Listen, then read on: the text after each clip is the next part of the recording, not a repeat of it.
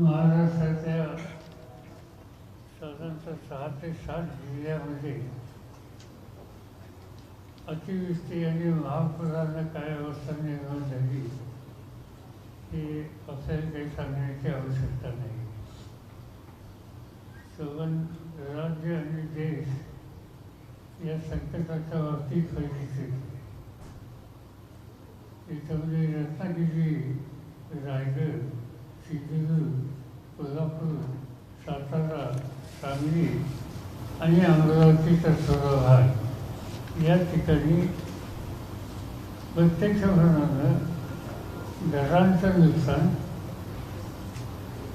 किंवा अन्य प्रकारची नुकसानं झालेली आहे. संबंध राज्याच्या अनेक जिल्ह्यामध्ये अतिवृष्टीमुळे शेतीचे नुकसान झालं आणि ते जिल्हे आत्ता ज्या जिल्ह्यांची मी आकडेवारी आपल्याकडे सांगणार आहे ते 7 जिल्हे सोडून अन्य जिल्ह्यात सुद्धा अशा प्रकारचं नुकसान विशेषतः शेतीचं झाले. शेतीचं वाण फुटले, माती वाहून गेली, खडक उजरा पडला, अशा प्रकारचं नुकसान अन्य जिल्ह्यात सुद्धा आहे. पण हे 6 जिल्हे जे आहेत तिथं अधिक नुकसान आहे आणि त्यामध्ये मदत करण्याच्या उद्देशाची आवश्यकता आहे. राज्य सरकार या संदर्भात त्यांचा जो काही कार्यक्रम आहे त्या दृष्टिकोनातून मदतीचं धोरण जाहीर करेल. त्याचा काही भाग आजच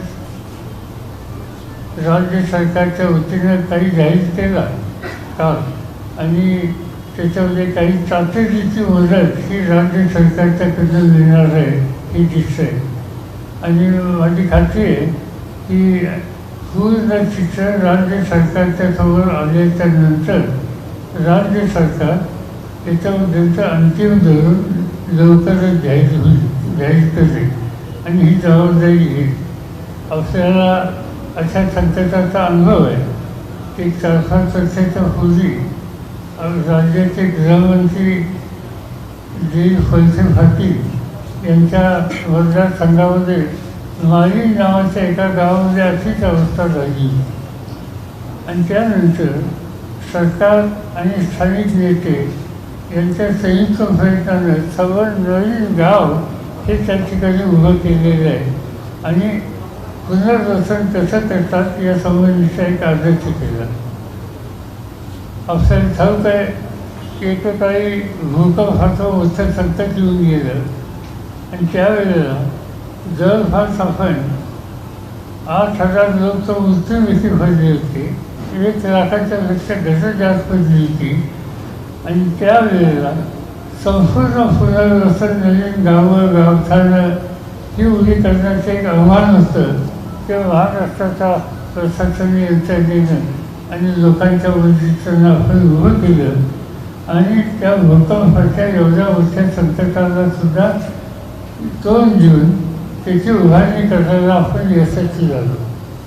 आज साधारणतः आमच्याकडे आत्ताची जी आकडेवारी आहे त्या आकडेवारीमध्ये 16,000 घरं म्हणजे एक लक्षात घ्या व्यक्ती नाही, एका घरामध्ये कदाचित जास्त व्यक्ती असतील, 4 असतील, 3 असतील, 5 असतील, तर 16,000 कुटुंब याची माहिती आत्ता आमच्याकडे आहे आणि ती साधारणतः रत्नागिरी, प्रामुख्यानं रत्नागिरी म्हणजे चिपळूण आणि खेड आणि आजूबाजूला 5,000, रायगड, महाड आणि आजूबाजूला महाड, कोल्हापूर आणि जवळपासची काही छोटी मोठी गावं तिथं 5,000, कोल्हापूर 2,000, सातारा प्रामुख्यानं पाटण तालुका तिथं 1,000, सांगलीमध्ये आत्ता माहिती 2,000ची आहे ती आणखी वाढेल असं दिसतंय आणि सिंधुदुर्गमध्ये आत्ता आमच्याकडे माहिती 500 घरांची आहे.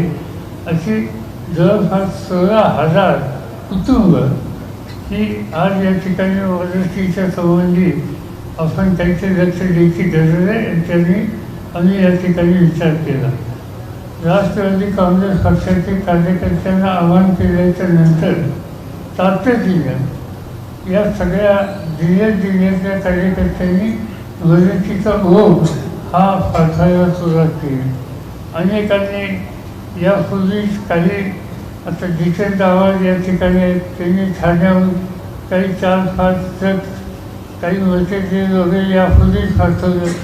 आमचे सहकारी देशमुख पण आहेत, आज या ठिकाणी आहेत, त्यांनी 5 ॲम्ब्युलन्सेस आज या ठिकाणी सादर केलेले आहेत. असं अनेक प्रकारची मदत जिल्ह्यातले कार्यकर्ते करतात.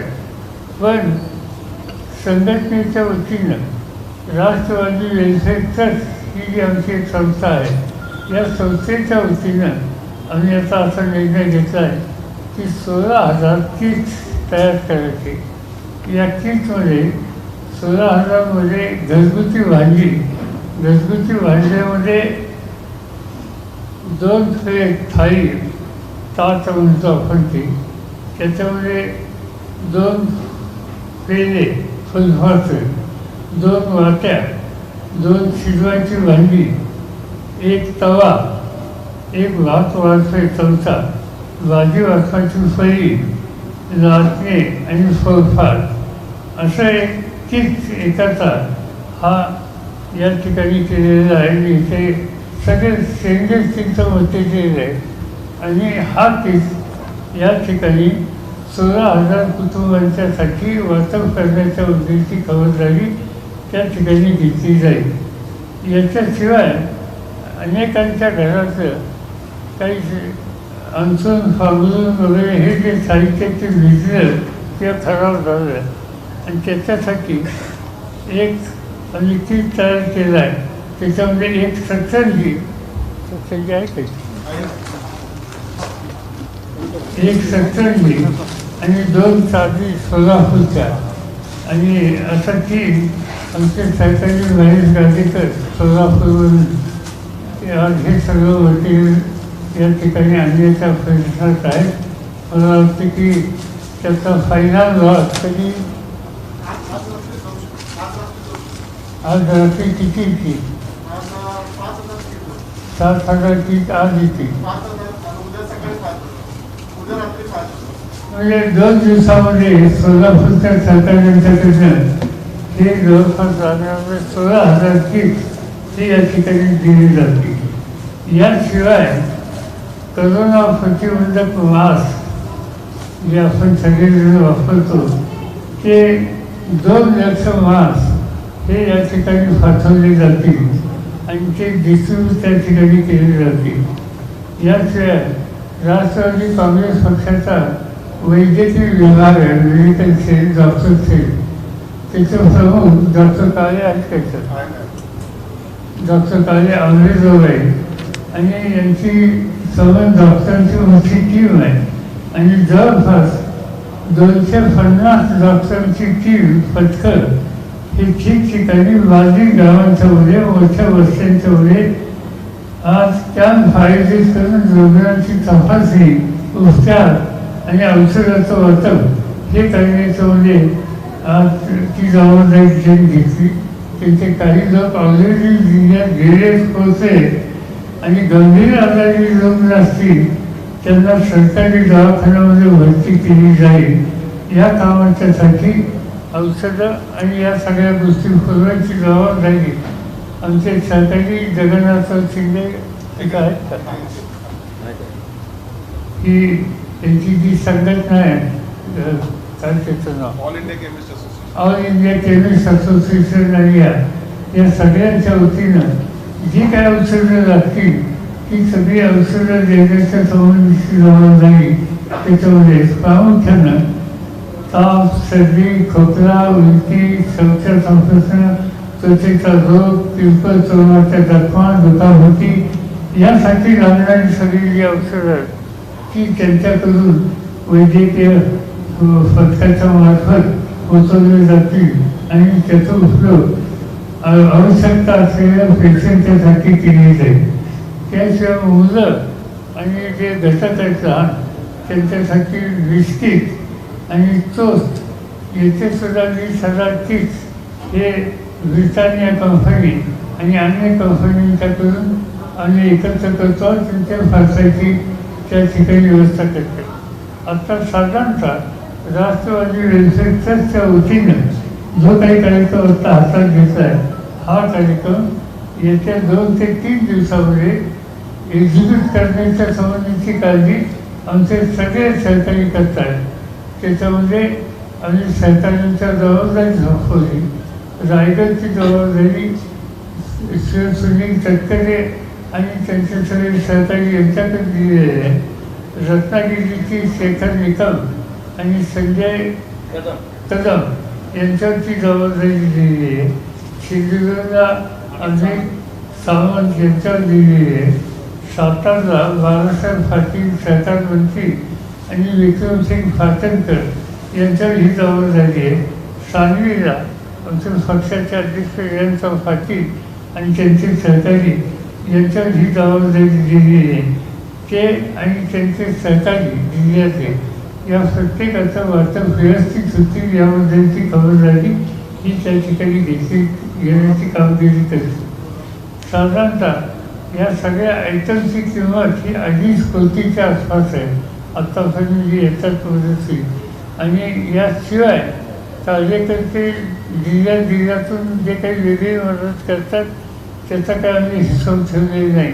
मध्यवर्ती ठिकाणी इथून जे काही मटेरियल पाठवलं जाईल त्याची किंमत आता 2.5 कोटीच्या आसपास आहे. हे या ठिकाणी मी सांगू इच्छितो. मला असं वाटतं की यापेक्षा काही अधिक सांगायची गरज नाही. आज दौरे करण्याच्यासाठी CM, डेप्युटी CM, पालकमंत्री, विरोधी पक्ष नेते यांनी दौरे केले. हे यांचे दौरे लोकांना धीर देण्याच्यासाठी उपयोगी पडतात. त्याच्याबद्दल काही आमची हरकत नाही. पण मला असं वाटतं की आता हे दौरे ज्यांच्या जबाबदारी आहे त्या सगळ्यांनी दौरे त्या ठिकाणी करून एकंदर जी काही कामगिरी आहे त्याची पूर्तता करण्याच्यासाठी लक्ष देणं हे योग्य आहे. पण माझा पूर्वीचा अनुभव असा आहे, म्हणजे विशेषतः लातूरच्या वेळेचा, की एक म्हणजे ही कल्याणची तुझी जाऊन ही एक नवीन कन्सेप्ट आणि कारण नसताना अनेक लोक गाड्या घेऊन त्या ठिकाणी जात असतात. माझं आव्हान आहे त्यांना की आत्ता तिथं शासकीय यंत्रणा आणि तिथले स्थानिक संघटना आणि कार्यकर्ते हे पुनर्वसनाच्या कामामध्ये लक्ष केंद्रित करतात. त्यांचं लक्ष विचलित होईल अशा प्रकारचे दौरे हे शक्यतो टाळण्याचा उद्देशाचा प्रयत्न त्या ठिकाणी करावा. म्हणजे मला आठवत आहे की मी लातूरला असताना एक दिवशी आम्ही सगळेजण या कामात होतो आणि प्राईम मिनिस्टर नरसिंहराव येणार होते. प्रधानमंत्र्यांना मी फोन करून सांगितलं की तुम्ही 10 दिवस यायचं नाही, आम्ही सगळेजण इथं कामात आहोत. तुम्ही आल्याच्या नंतर सगळी यंत्रणा तुमच्या तयारीमध्ये लागेल. आणि मला आनंद आहे की नरसिंहरावनी माझी विनंती मान्य केली आणि ते 10 दिवस आले नाही, 10 दिवसाच्या नंतर आले. आणि त्यामुळे शक्यतो मोठ्या नेत्यांनी, म्हणजे मी सुद्धा अशा प्रसंगी कधी जात नाही असं होत नाही, पण मी मुद्दाम यावेळी जात नाही.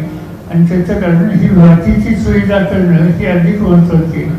आणि आपण जाऊन सर्व यंत्रणा आपल्या भोवती ठेवणं हे काही योग्य नाही. आता ठीक आहे, आज राज्यपाल त्या ठिकाणी जातात, कदाचित पूर्व रस्त्यांना उभं करण्याच्यासाठी ते लोकांना विश्वास देण्याला किंवा केंद्राकडून अधिक मदत मिळायला ते यशस्वी होती. त्यांचे संपर्क चांगले असल्यामुळं त्यामुळे त्यांचं राहणं ठीक आहे. पण शक्यतो आता हे अशा प्रकारचे दौरे ज्यांचा त्या ठिकाणी दैनंदिन संबंध नाही किंवा कुटुंबातल्या व्यक्ती नाही यांनी शक्यतो टाळण्याच्या उद्देशाचा प्रयत्न करावा एवढंच या ठिकाणी मला आपल्या सगळ्यांना सांगायचं.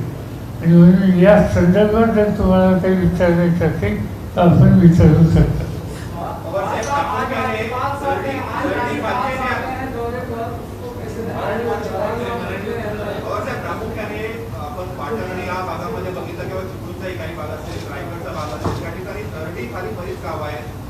त्यांना अजूनही योग्य आहे दर्डी कोसळण्याची.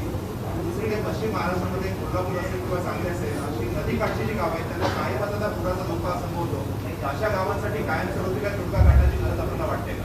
असं आहे की राज्य सरकार त्या संबंधीचा विचार करते. माझी माहिती अशी आहे की कालच राज्याच्या मुख्यमंत्र्यांनी पहिली बैठक या संबंधीची घेतली की विशेषतः डोंगर कपाले आणि त्याच्या खाली जी गावं आहेत त्या गावांच्या संदर्भात काय निकाल घ्यायचा, त्यांना शिफ्ट करायचं, पुन्हा असा प्रसंग येऊ नये म्हणून काही काळजी घेतली का, ज्या ठिकाणी प्रत्येक समाजाला नुकसान झालं आहे सवण गावच उभं करायचं आहे अशी ठिकाणी. आता उदाहरणार्थ रायगड डिस्ट्रिक्टमध्ये जितेंद्र आव्हाडांनी जाहीर केलं की हाऊसिंग बोर्डच्या वतीनं महाराष्ट्राच्या वतीनं एका गावाची चाल्याची सर्व गावं झाली ते घेतात. तर अशी कुठं करायची गरज आहे. याला तज्ज्ञांचा सल्ला घेऊन राज्य सरकार काही निर्णय घेण्याच्या प्रक्रियेत आहे असं मला कालच मुख्यमंत्र्यांनी सांगितलं. आणि तुम्ही म्हणताय तशा प्रकारची काळजी घ्यायची आवश्यकता आहे. आणि याला आणखी एक कारण आहे, वृक्षतोड.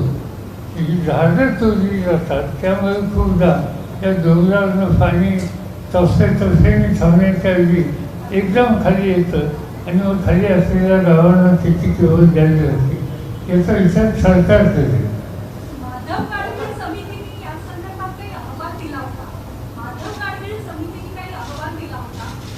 त्यामुळे पश्चिम घाटाबद्दल फेरविचार करायची गरज वाटते. मला स्वतःला माहिती नाही की सगळी कसं आहे, याचे जे गव्हर्नमेंट म्हणून जे निर्णय घ्यायचा अधिकार आहे, जे प्रश्न आहेत त्याच्यावर मी शक्यतो भाष्य करणार नाही. कारण ही मुख्यमंत्र्यांची जबाबदारी, उपमुख्यमंत्र्यांची जबाबदारी, त्याच्या जिल्ह्याच्या मंत्र्यांची जबाबदारी आणि ते त्या संबंधीचा विचार करत आहेत. आम्हाला त्यांनी कन्सल्ट केलं त्याच्यामध्ये आम्ही एकच सांगितले की याला लॉंग टर्म पॉलिसी करण्याची गरज आहे. आपण अलीकडं यंदाच्या वर्षी गेल्या 100 वर्षात पाऊस पडला नाही एवढा पाऊस पडला आणि त्या परिसरामध्ये पडला. असं कधीतरी होतं, पण होतं त्यावेळेला जबरदस्त किंमत द्यावी लागते आणि त्यामुळे आधीच त्याची तयारी केलेली पाहिजे. बोला.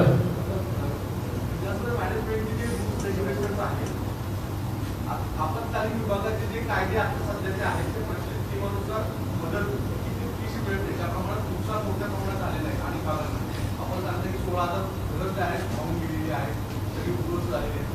आपणास पहिलं आहे की ग्रामीण भागामध्ये इन्शुरन्स वगैरे असा प्रकार नाही घ्या, तर मुळात या नियमावलीमध्ये बदल असणं अपेक्षित आहे का? आणि अनेक ठिकाणी ग्रामीण भागामध्ये कायदेशीर नियमानुसार घरी बांधली गेली नसतात, पण त्यांनाही मदतीचा प्रश्न उपस्थित होतो. केंद्र सरकार राज्य सरकार कोरोकरी होते या परिस्थितीत. असं आहे की राज्य सरकारला याचा विचार करावा लागेल की जवळपास महाराष्ट्रातील सगळ्या नद्यांच्या जवळ धोक्याची रेषा कोणती आहे ही काळजी घेतली. त्या धोक्याच्या रेषेच्या म्हणजे पूर्ण रेषा त्याच्या आत बांधकामं झाली ही वस्तुस्थिती आणि त्याबद्दल सरकारला निकाल घ्यावा. आपण मगाशी उल्लेख केला की अशा ठिकाणी मित्रांनी किंवा इतरांनी विजिट जनरली टाळावी जेणेकरून यंत्रणेवरती ताण पडतो. दोन एक दिवसांपूर्वी केंद्रातले मंत्री आले होते आणि मुख्यमंत्री तिथे असताना जिल्हाधिकाऱ्यांची त्यांची थोडीशी शाब्दिक बाचाबाची झाली. मुख्यमंत्री सीएम वगैरे गेले होते, तशा प्रकारच्या वाढीचा प्रयोग झाला. एकंदरीत अशा यंत्रणेवर ज्या ताण पडतो, आजही राज्यपाल तिथे विजिटला गेले, तर या सगळ्या प्रश्नांचे किती परिणाम होते? नाही, कसं आहे, दोन गोष्टी आहेत. मुख्यमंत्री उपमुख्यमंत्री त्या जिल्ह्याचे पालकमंत्री यांनी गेलंच पाहिजे, पण शेवटी ग्राउंड लेवलची सिच्युएशन काय हे बघणं आणि लोकांना धीर देणं ही जबाबदारी. पण आता आम्ही सगळे जायला लागलो. आता मी उदाहरणार्थ गेलो तर माझी खात्री की त्या ठिकाणी यांच्याकडचे लोक माझ्या भोवती थांबतील आणि तिथलं काम थांबतील. त्यांच्या संकटात की जे लोक आहेत त्यांना तातडीने सहाय्याची गरज आहे, त्याच्यावर त्यांचं लक्ष दूर होईल. त्यामुळे शक्यतो असं माझ्यासारख्यांनी टाळावं असं मला वाटतं.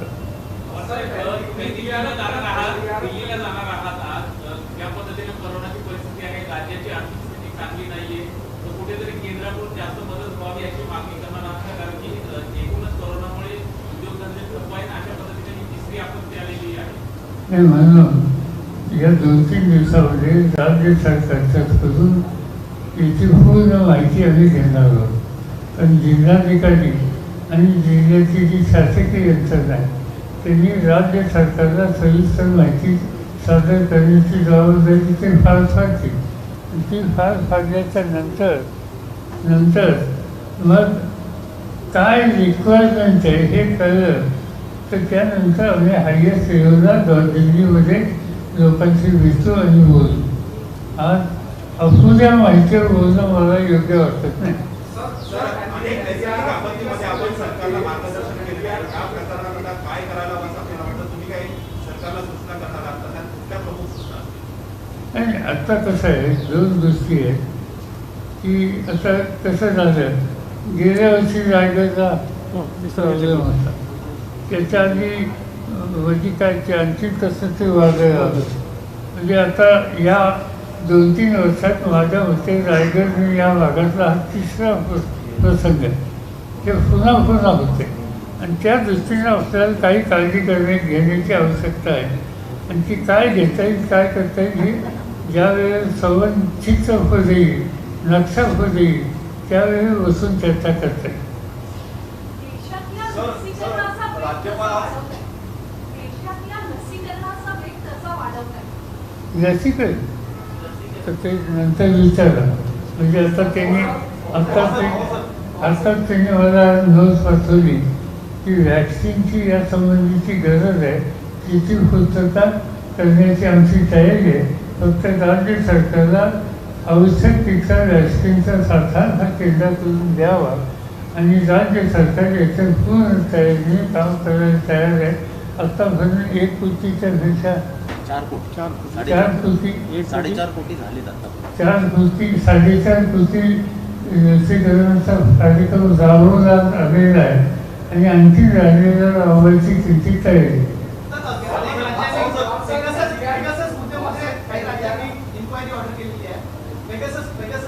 त्याचं ते बघू आम्ही लोकसभेचा घेतो. त्याची चर्चा इथे करणार नाही. त्याच्यासाठी आमचं व्यासपीठ सध्या चालू आहे, म्हणजे चालू राहील तेव्हा त्याची चर्चा दिलीच होईल. आज या ठिकाणी महापूर त्याच्यामुळे होणारं नुकसान, बाधित झालेले लोक याच्या बाहेर जाण्याची माझी इच्छा नाही. राज्यपाल आज पूरग्रस्त भागाची पाहणी करण्यासाठी गेलेले आहेत. मात्र सरकारी पक्षाचं एकही आमदार कोणी नाहीये. जे भाजपचे निलंबित आमदार आहे आशिष शेलार यांना सोबत घेऊन गेलेले आहेत. संविधानिक आहे काही.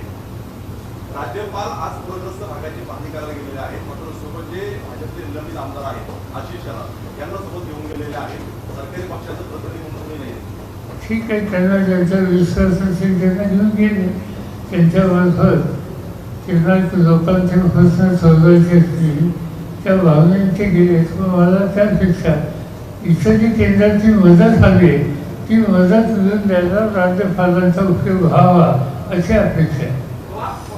एनडीआरएफ का जो निकष है उसको लेकर राज्य सरकार लगातार कह रही है कि 12-13 का जो नॉर्म्स बनाया गया उस हिसाब से महाराष्ट्र में जो आपदा के बाद जो उसको राहत देना होता है वो कम है. इसलिए सेंटर को एनडीआरएफ की मदद का जो राशि है उसको बढ़ाने की जरूरत है, क्योंकि अब इस समय सेशन चल रहा है. क्या इस मुद्दे को सीधी बात यह है कि टोटल नक्शा जब महाराष्ट्र सरकार के सामने आएगा कहाँ तक मदद करने की आवश्यकता है, कहाँ तक केंद्र सरकार से मदद की आवश्यकता है, ये टोटल नक्शा जब आएगा इसके बाद भारत सरकार के साथ बातचीत करनी होगी.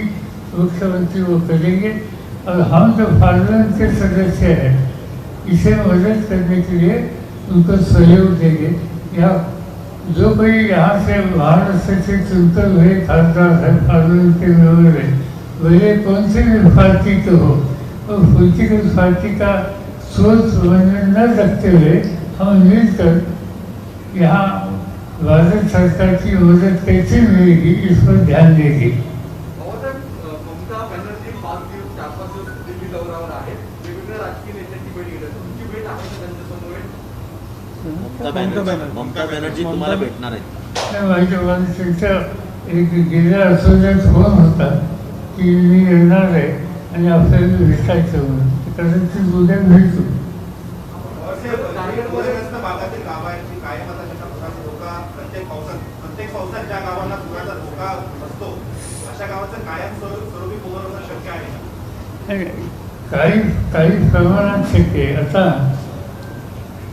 माझ्या कानावर अशी गोष्ट आली की ज्या गावात सगळ्यात जास्त नुकसान झालं तळे आता त्या ठिकाणी एक प्रस्ताव आला की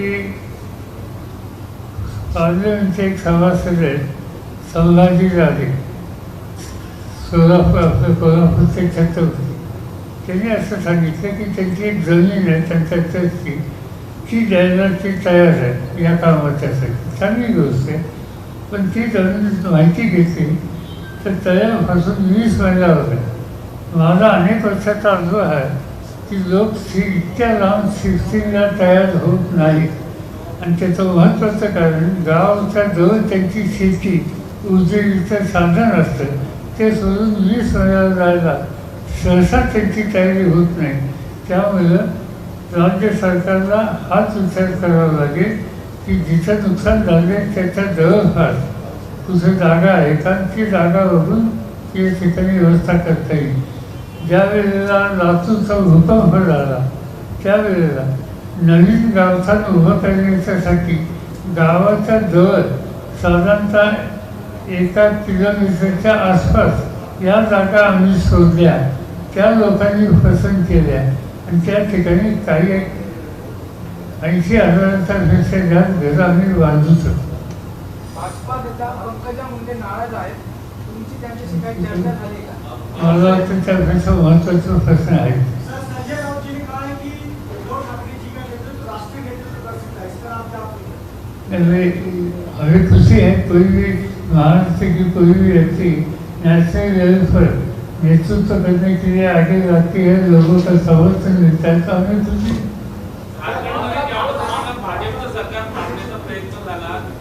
तुम्हाला सांगितलं ना आता फुलाचं बाहेर जाऊ नका.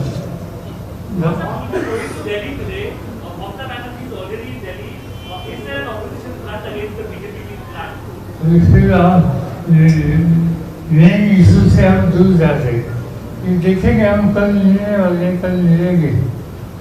पुनर्वसन को लेकर के जैसे तलिए गांव को पुनर्वसन को लेकर क्या कोई खाता राज्य सरकार की तरफ से आपको डिस्कस किया गया है कि किस तरीके से वहाँ उस इलाके का, क्योंकि अकेले तलिए में नहीं आगर बगल में कोल्हापुर में किस तरीके का लैंडस्लाइड हुआ है कई जब कोई भी गाँव का पुनर्वसन करने की नौबत आती है तो बहुत समस्या आती है, क्योंकि लोगों को अपना गांव, अपना घर, अपनी ज़मीन, अपनी खेती बाड़ी छोड़कर जाने की उनकी तैयारी बिल्कुल रहती है. शुरू में लोग बोलते हैं, बाद में ना बोलते हैं, इसलिए ये समस्या आएगी. मगर लोकल लीडरशिप है, इनकी मदद लेकर लोगों को कॉन्फिडेंस में लेके उस रास्ता निकलना होगा और अच्छा पूर्वाभास हो जाएगा. इस पर ध्यान देना होगा. एक असं म्हणणं आहे की एकूण आपत्ती आणि सगळ्या संकटामध्ये सरकारचं प्रशासनावर नियंत्रण नाही आहे, कमांड नाही आहे, असे आरोप विरोधी पक्षांकडनं होत आहेत आणि आम्ही वेटिंगवर आहोत आमदारांनी सरकार द्या अशा प्रकारचं जे वातावरण होतं त्यामध्ये जनतेमध्ये संभ्रम निर्माण होणं आणि न होणं याबद्दल आपण काय? साधी गोष्ट जे लोक वेटिंगवर आहे त्यांची नोंद लोक घेत नसतात, त्यांना वेटिंगवरच ठेवतात. त्यामुळे त्याची काही चिंता करू नका, जनतेला त्याचा काही परिणाम होत नाही. लोक असं म्हणतात की आज माणसं दुखण्याची दुरुस्त करा, तुमचा वेटिंग पिरियडची तुम्हाला जी चिंता आहे त्याची चिंता आम्हाला नाही.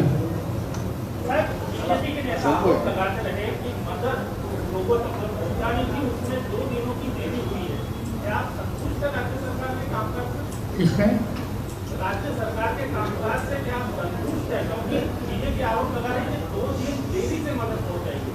भाई जब वहाँ पानी होता है, बाढ़ आती है, तब लोगों को बचाना, इसको प्रायोरिटी देनी चाहिए या जैसे आज हम मदद वहाँ भेजना चाहते वो करें.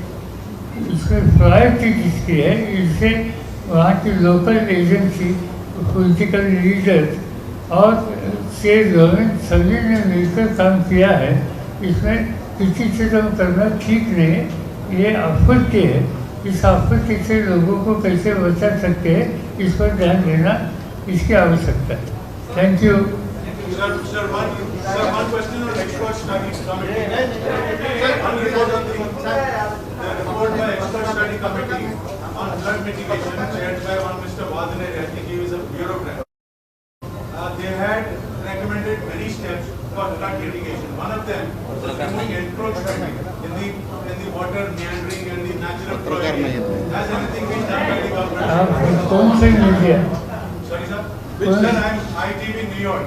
I am a foreign correspondent in India, sir. My name is अच्छा Anand. ठीक है, इसमें एक बात है कि जैसे मैंने कहा पहले कि हर रिवर के बारे में डेंजरस लाइन सरकार की तरफ से तय की है। इस लाइन के अंदर लोगों ने मकान बनाए हैं, इसकी कीमत देनी पड़ती है। जब राज्य सरकार बैठेगी आगे का पुनर्वास करने के लिए, इसकी पॉलिसी तय करने के लिए, तब ये डेंजर जोन में जो मकान आते हैं इसके बारे में उन्हें सोचना होगा। Thank you. Sir,